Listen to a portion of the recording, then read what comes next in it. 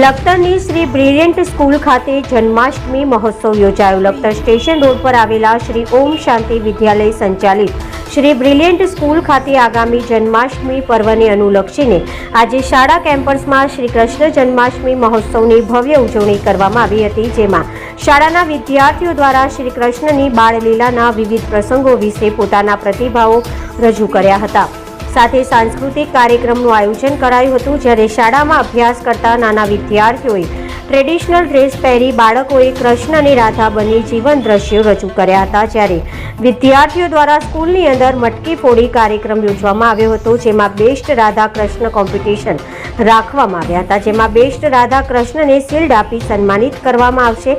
કાર્યક્રમના અંતે શાળા સંકુલમાં ખુશીની લહેર છવાઈ જવા પામી હતી।